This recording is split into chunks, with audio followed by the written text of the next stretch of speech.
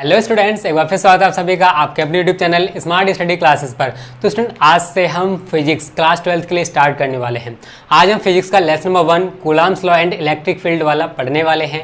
आज हमारा लेक्चर 1 है और मैं कोशिश करूंगा स्टूडेंट कि आज के बाद आपको रेगुलर बेसिस पे वीडियोस प्रोवाइड कर सकूं। बस मेरा एक छोटा सा काम कर दिया करो, वीडियो अच्छा लगा अगर प्लीज वीडियो को लाइक कर दिया करो, वीडियो को ज़्यादा से शेयर किया करो, जिससे कि आपकी तरह और भी स्टूडेंट इसका फायदा उठा सकें। ओके, तो स्टूडेंट हम पढ़ेंगे कूलम्ब का नियम तथा वैद्युत क्षेत्र। सबसे पहले स्टूडेंट हम जानते हैं कि वैद्युत आवेश क्या होता है, क्योंकि इस चैप्टर का जो पहला हेडिंग है स्टूडेंट वो क्या है, वैद्युत आवेश, और इंग्लिश में इसको क्या कहते हैं, इलेक्ट्रिक चार्ज। इलेक्ट्रिक चार्ज, ठीक है। और हाँ स्टूडेंट, अगर आपकी कोई भी क्वेरी आप हमें कमेंट करके जरूर बताया करो। देखो वैद्युत आवेश कहते किसे हैं, तो समझने की कोशिश करना है स्टूडेंट। देखो वैद्युत आवेश जब दो पदार्थों को या दो वस्तुओं को आपस में रगड़ा जाता है तो ये पदार्थ भी हल्की हल्की वस्तुओं को आकर्षित करने लगते हैं।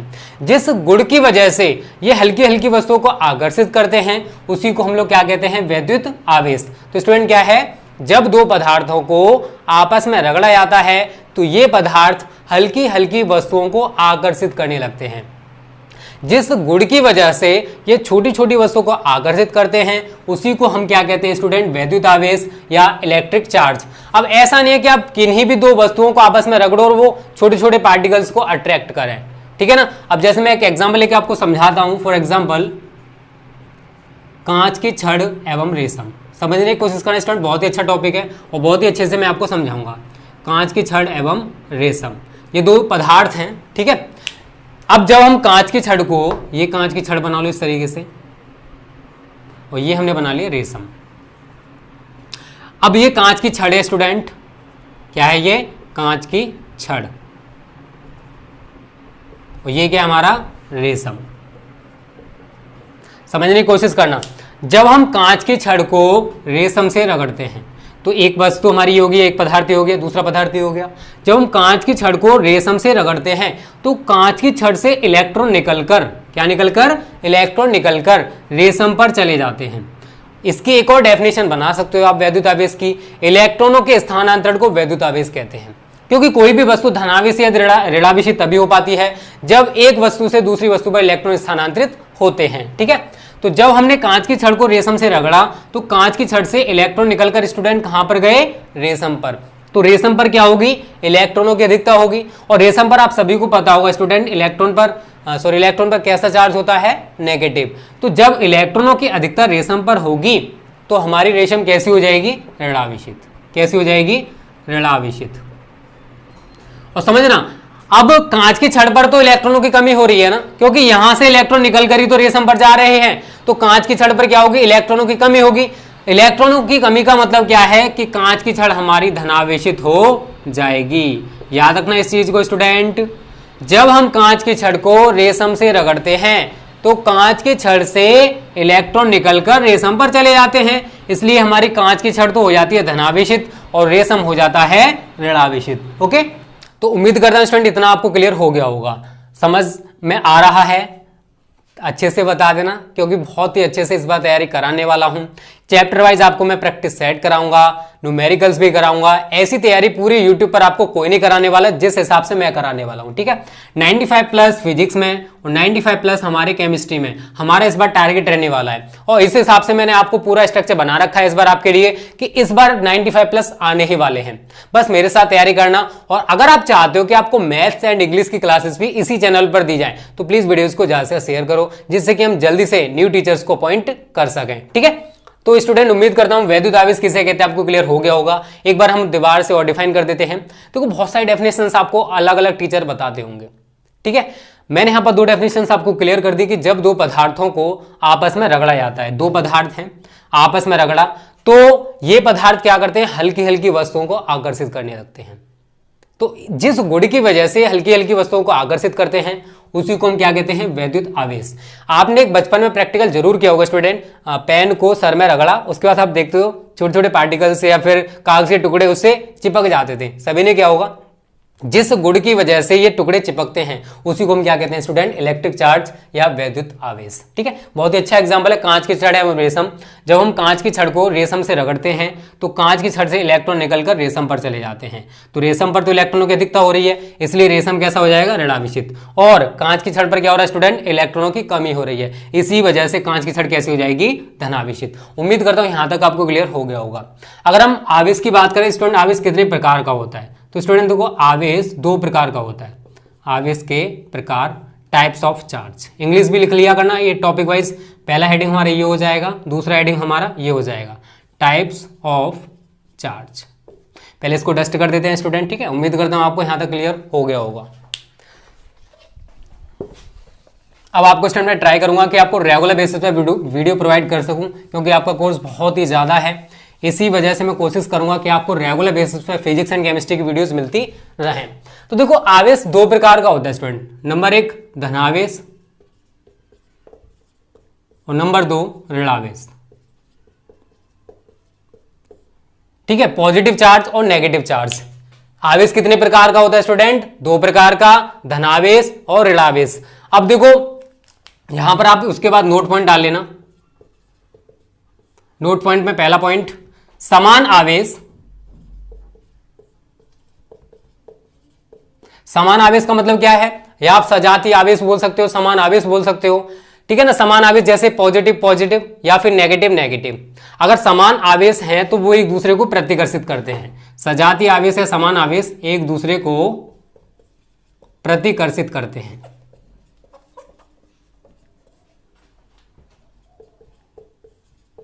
ठीक है, अब समान आवेश का मतलब समझ गए होंगे, जैसे सपोज करो एक प्लस है और दूसरा भी प्लस है, अगर इन दोनों को अगर आप पास में लेकर आते हो तो ये दोनों एक दूसरे से दूर हटेंगे, क्योंकि इनके बीच प्रतिकर्षण बल कार्य करेगा। और अगर एक पॉजिटिव है, या फिर हम कह सकते हैं विजातीय आवेश या विपरीत आवेश, विपरीत आवेश एक दूसरे को आकर्षित करते हैं, एक दूसरे को आकर्षित करते हैं।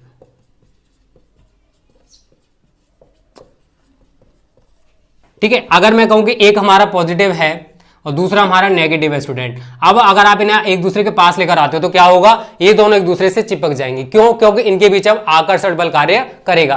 तो याद रखना, अगर समान आवेश हैं तो वो एक दूसरे को प्रतिकर्षित करते हैं, लेकिन अगर विपरीत आवेश हैं तो वो एक दूसरे को आकर्षित करते हैं। जैसे पॉजिटिव को अगर आप नेगेटिव के पास लेकर आओगे तो ये दोनों एक दूसरे को अट्रैक्ट करेंगे, एक दूसरे को आकर्षित करेंगे। ठीक है, तो आवेश कितने प्रकार के होते हैं स्टूडेंट, दो प्रकार के, धनावेश और ऋणावेश। उसके बाद हमने यहाँ नोट पॉइंट पढ़ा कि अगर समान आवेश हैं तो वो एक दूसरे को प्रतिकर्षित करते हैं, और अगर विपरीत आवेश हैं तो वो एक दूसरे को आकर्षित करते हैं। यहां तक सब कुछ आपको क्लियर हो रहा होगा। आपकी कोई भी क्वेरी है मुझे कमेंट कर देना, मैं नहीं चाहता स्टूडेंट कि आपको कोई भी डाउट रहे। ठीक है, तो इसके बाद आगे बढ़ते हैं स्टूडेंट। अब यहां तक आपको सब कुछ क्लियर हो रहा होगा। अब इसके बाद स्टूडेंट देखो आवेश का मात्रक भी आपको पता होना चाहिए। आवेश का मात्रक क्या होता है स्टूडेंट, ठीक है। तो अगर हम यूनिट ऑफ चार्ज की बात करें, अगला हेडिंग क्या होगा हमारा, आवेश का मात्रक। ये हेडिंग्स आप नोट करते जाना, ठीक है ना। यूनिट ऑफ चार्ज, आवेश का जो मात्रक स्टूडेंट वो कूलाम होता है। याद रखना इस चीज को। अगर आपसे कोई पूछे कि आवेश का क्या मात्रक होता है तो आप बता सकते हो कूलाम। और अगर हम आवेश के विमीय सूत्र की बात करें कि इसका विमीय सूत्र क्या होगा, तो देखो इसके विमीय सूत्र भी आप आसानी से बता सकते हो। आवेश का विमीय सूत्र क्या होगा, Q बराबर होता है स्टूडेंट वैसे I इंटू टी, वो मैं आगे जाके आपको पढ़ाऊंगा वैद्युत धारा वाले चैप्टर में, ठीक है। अगर हम Q का विमीय सूत्र निकालना चाहते हैं तो धारा का विमीय सूत्र क्या होगा स्टूडेंट A, और समय का क्या होता है T, तो आवेश का विमीय सूत्र क्या बन जाएगा हमारा AT।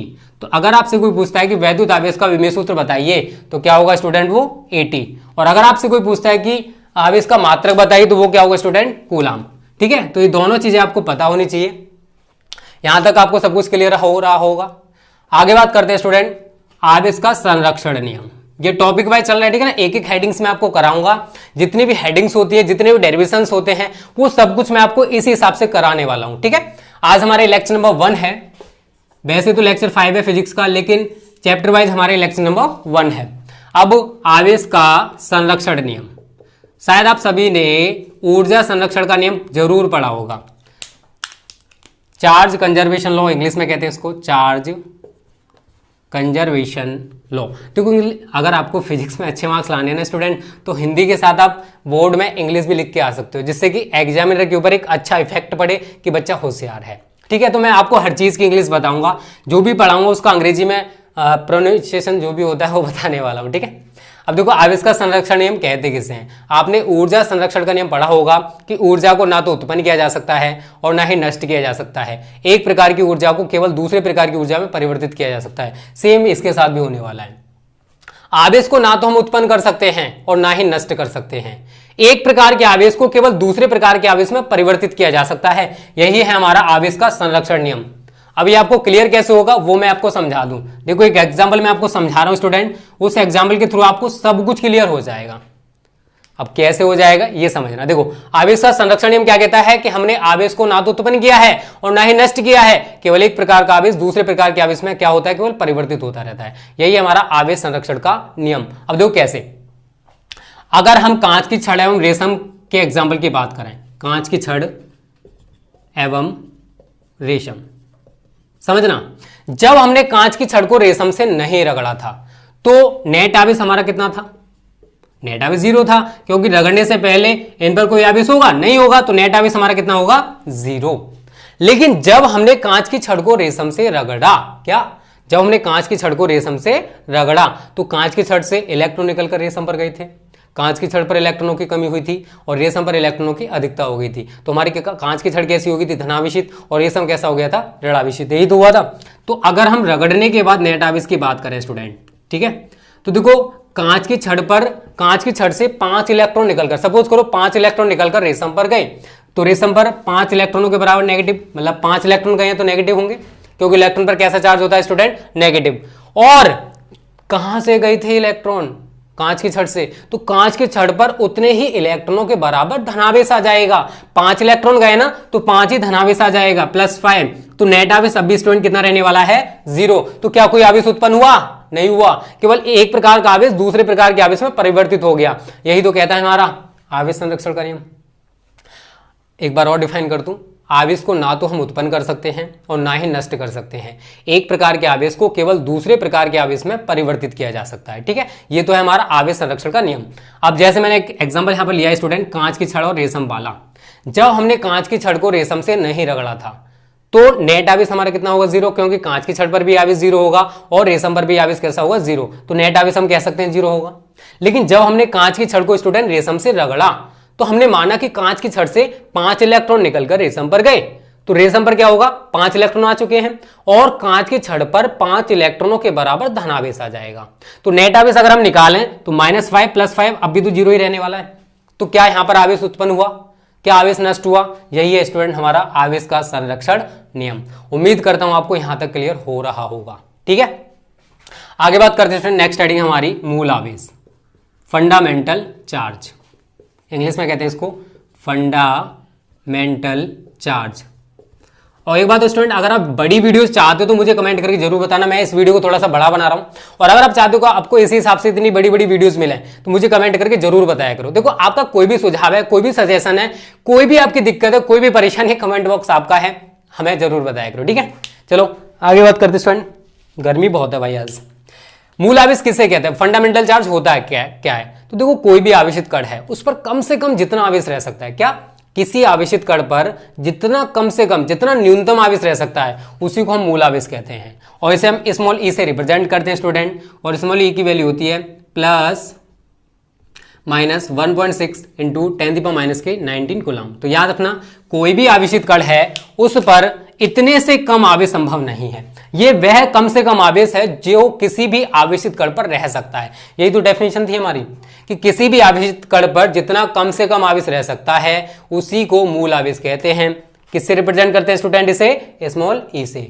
ई बराबर कितना होगा, ±1.6 इंटू 10⁻⁻19 कूलम। ठीक है, तो ये वह कम से कम वैल्यू है जो किसी भी आवेशित कण पर रह सकती है आवेश के रूप में। इससे कम आवेश किसी भी आवेशित कण पर संभव नहीं है। ओके, तो उम्मीद करते हैं यहां तक आपको सब कुछ क्लियर हो रहा होगा। इसका स्क्रीनशॉट ले लो।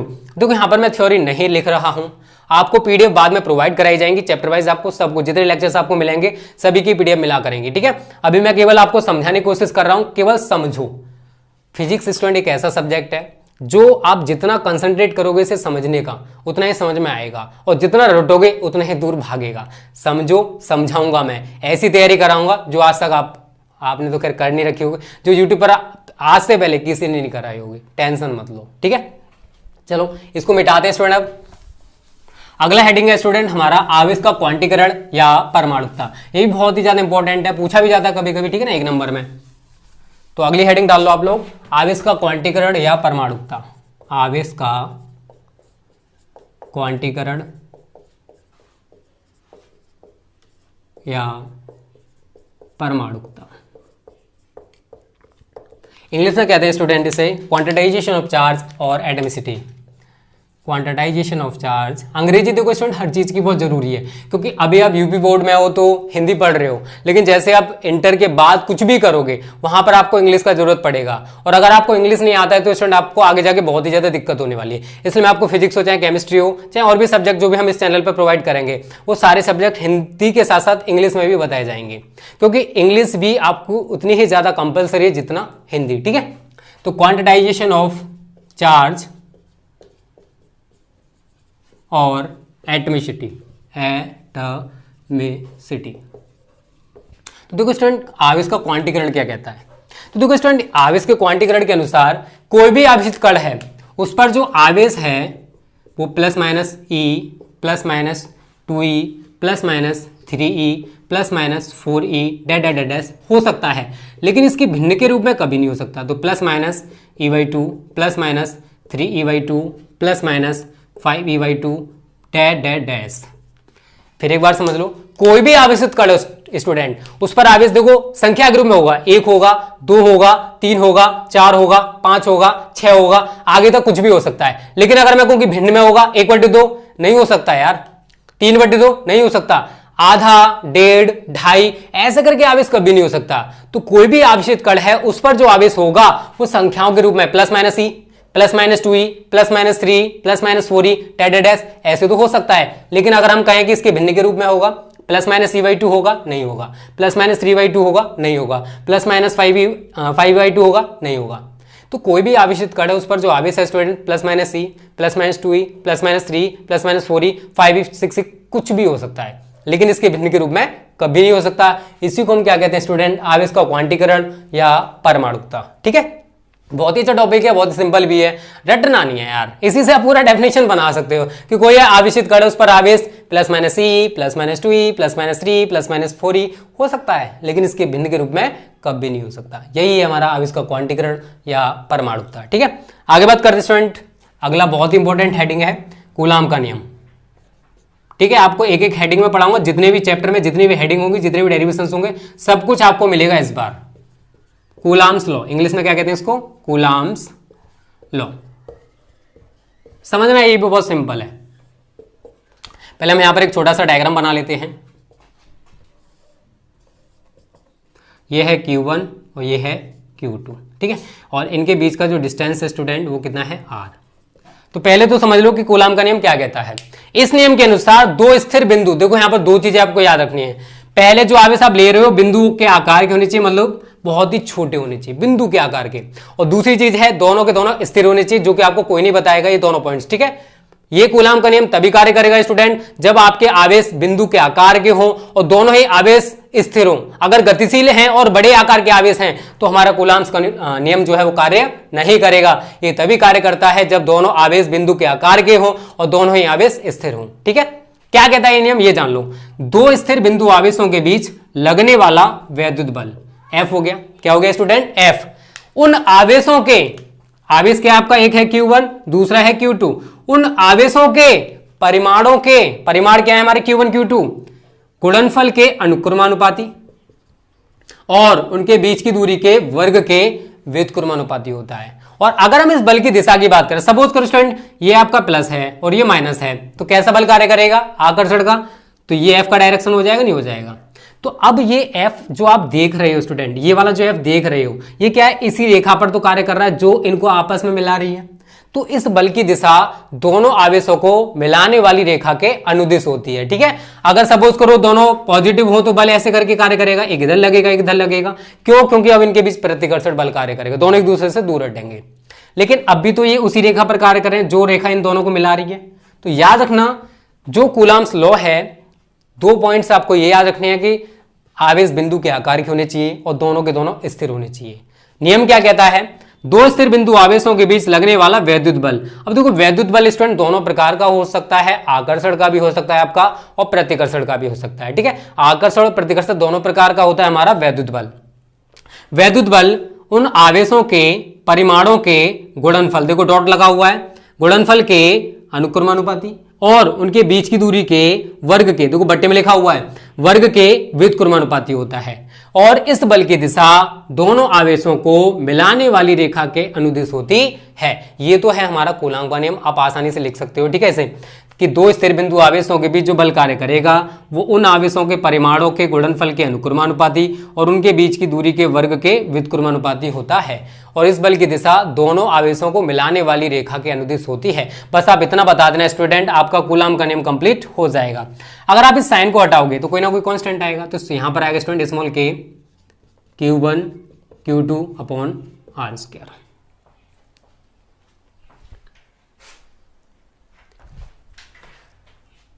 अब यहां पर स्टूडेंट स्मॉल के क्या है, जहां स्मॉल के है स्टूडेंट कांस्टेंट, एक नेतांक है। क्या है, एक कांस्टेंट या नेतांक है। ठीक है, तो पहले आप इसका स्क्रीनशॉट ले लो स्टूडेंट, उसके बाद आगे बढ़ते हैं।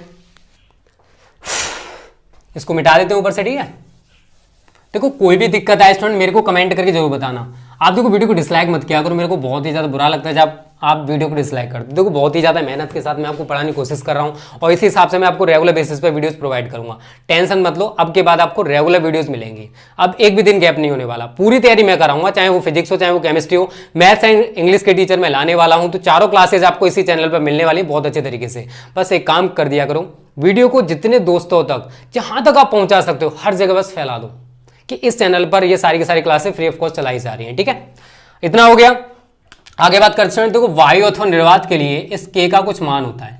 वायु अथवा निर्वात के लिए स्मॉल के बराबर होता है स्टूडेंट 1/4 पाई एप्सिलॉन नॉट। क्या होता है, 1/4 पाई एप्सिलॉन नॉट। निर्वात क्या होता है स्टूडेंट, तो ऐसा स्थान जहां वायु ना हो उसको हम निर्वात या वैक्यूम कहते हैं। ठीक है, तो अगर आपसे कोई पूछता है कि निर्वात किसे कहते हैं तो आप बता सकते हो कि ऐसा स्थान जहां वायु ना हो वैक्यूम या निर्वात कहा जाता है। स्मॉल के की वैल्यू है, अभी मैंने आपको कूलम्ब लॉ बताया था, बस वहां पर इस वैल्यू को पुटअप कर दो। तो एफ बराबर क्या हो जाएगा, 1/4 pi epsilon naught Q1 Q2 upon R square. ठीक है, एक तो हमारा सूत्र ये बन जाएगा स्टूडेंट। ठीक है, तो अगर आपसे पूछता है केवल कूलम्ब का नियम तो आप यहां तक लिख के आ सकते हो। मैं आगे और बता रहा हूं, थोड़ा सा और बता रहा हूं। ठीक है ना, वो आगे न्यूमेरिकल्स में यूज होता है। पुनः वायु अथवा निर्वात के लिए एक एक डेरिवेशन इस बार बहुत अच्छे से कराऊंगा। ठीक है ना, 95+ का टारगेट है स्टूडेंट, आगे रहेगा। देखना इस बार इस हिसाब से हमने शेड्यूल बना रखा है। पुनः वायु अथवा निर्वात के लिए के का एक और वैल्यू होता है स्टूडेंट, उसको भी आप याद रख लेना। स्मॉल के बराबर होता है 9 × 10⁹ न्यूटन मीटर स्क्वायर प्रति कूलम स्क्वायर। अब देखो ऊपर मैंने एप्सिलॉन नॉट लिखा है स्टूडेंट, थोड़ा सा इसके बारे में जान लो। इसको बोलते हैं वैसे क्या है, एप्सिलॉन नॉट। ठीक है, तो अगर आपसे कोई पूछा एप्सिलॉन नॉट, ये क्या होता है, वायु अथवा निर्वात की वैद्युशीलता होती है। वायु अथवा निर्वात की वैद्युशीलता। ठीक है, तो एप्सिलॉन नॉट क्या होता है स्टूडेंट, वायु अथवा निर्वात की वैद्युशीलता होती है। अब देखो स्मॉल की एक और वैल्यू होती है स्टूडेंट 9 × 10⁹ न्यूटन मीटर इसके प्रति कूलम स्क्वायर। तो ये आप उस वैल्यू में पुटअप कर देना जो हमने यहाँ पर कूलम्ब लॉ में लिखी थी। तो F बराबर 9 × 10⁹ Q1 Q2 upon R square. तो आपको स्मॉल के की स्टूडेंट दो वैल्यूज मिल गई, एक तो है 1/4 पाई एप्सिलॉन नॉट और दूसरे स्टूडेंट स्मॉल के बराबर 9 × 10⁹ न्यूटन मीटर इसके प्रति कूलम स्क्वायर। तो ये भी हमारा कूलम्ब लॉ का एक सूत्र है और एक ये भी है, और ये दोनों किसके लिए, वायु अथवा निर्वात के लिए हैं। लेकिन अगर इनकी जगह कोई परावैद्युत माध्यम है तो यहां पर लिख सकते हो, यदि आवेश किसी परावैद्युत माध्यम में स्थित है, किसी परावैद्युत माध्यम। अब परावैद्युत माध्यम क्या होते हैं स्टूडेंट, तो ऐसे पदार्थ जिनमें विद्युत ऊष्मा का प्रवाह नहीं होता उनको हम डाइलेक्ट्रिक मीडियम भी बोल देते हैं, परावैद्युत पदार्थ भी बोल देते हैं। ठीक है ना, यदि किसी आवेश किसी परावैद्युत माध्यम, यहां लिख लो मोम, कागज, कांच, मोम कागज कांच, मैं स्थित हूँ, मैं स्थित हूँ।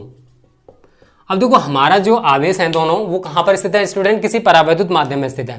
तो यहाँ पर जो f का मान है वो चेंज हो जाएगा थोड़ा सा, f बराबर 1/4 पाई एप्सिलॉन नॉट, तो अब तक तुम लोगों ने पढ़ा है यहाँ तक, ठीक है। यहाँ पर एक और वैल्यू आप ऐड कर दो capital K, Q1 Q2 upon R square. ये कब लगाना है आपको, जब परावैद्युत माध्यम का परावैद्युतांक आपको दे रखा हो, जहाँ K बराबर क्या स्टूडेंट, जहाँ कैपिटल K बराबर है परावैद्युत माध्यम का परावैद्युतांक, परावैद्युत माध्यम का परावैद्युतांक, ठीक है। यहां तक आपको सब कुछ क्लियर हो रहा है स्टूडेंट, थोड़ा सा और रहेगा, उसके बाद हमारा ये आज का लेक्चर क्लोज हो जाएगा। इसका भी स्क्रीनशॉट ले लो स्टूडेंट, जल्दी से ले लिया होगा। चलो आगे थोड़ा सा और देख लो इसको। अब कुछ नहीं करना है student, but epsilon not K बराबर होता है स्टूडेंट एप्सिलॉन, परावैद्युत माध्यम की वैद्युशीलता होती है एप्सिलॉन, परावैद्युत माध्यम की वैद्युशीलता, ठीक है। अब आपको एप्सिलॉन नॉट K की जगह स्टूडेंट क्या वैल्यू लगानी है, एप्सिलॉन। तो आप F इक्वल टू क्या हो जाएगा हमारा सूत्र, 1/4 pi epsilon Q1 Q2 upon R square, ठीक है। तो स्टूडेंट यहाँ तो हमारा पूरा का पूरा कूलम्ब्स लॉ कंप्लीट हो जाएगा। बस यहाँ पर थोड़ी सी मैं एक चीज़ और बता दूँ, वायु अथवा निर्वात के लिए K का जो मान है वो तो होता है स्टूडेंट 1, वायु अथवा निर्वात के लिए K का मान कितना होता है 1, याद रखने ये वैल्यूज दोनों। अन्य परावैद्युत माध्यम जो भी हैं आपके, अन्य परावैद्युत माध्यमों के लिए K का मान हमेशा 1 से ज्यादा होगा, क्या होगा, K का मान हमेशा 1 से ज्यादा होगा। तो दोनों चीजें स्टूडेंट आपको याद रख लेनी है। अगर वायु अथवा निर्वात के लिए वो बोल रहा है तो K का मान कितना होगा हमारा 1, लेकिन अगर कोई अन्य परावैद्युत माध्यम है तो उसके लिए K का मान कितना होगा, हमेशा 1 से ज्यादा होगा, ठीक है। तो स्टूडेंट उम्मीद करता हूं आज हमने जितना भी पढ़ा है वो सारा का सारा आपको क्लियर हो गया होगा। इसका स्क्रीनशॉट ले लो। तो स्टूडेंट आज की वीडियो को यहीं पर समाप्त करते हैं। वीडियो अच्छी लगी वीडियो को लाइक कर दो, जितना वीडियो को शेयर कर सकते हो उतना शेयर करने की कोशिश करो, क्योंकि इसी चैनल पर आपको physics, chemistry, maths and English चारों की क्लासेस ऐसी चलाई जाएंगी कि आपको कोचिंग की जरूरत नहीं पड़ने वाली है। फ्री ऑफ कॉस्ट आपको सब कुछ दिया जाएगा, तो इतना तो कर ही सकते हो, वीडियो को शेयर करो। ओके स्टूडेंट्स, अच्छी लगी है like share and subscribe. Okay students, thank you, जय हिंद, जय भारत।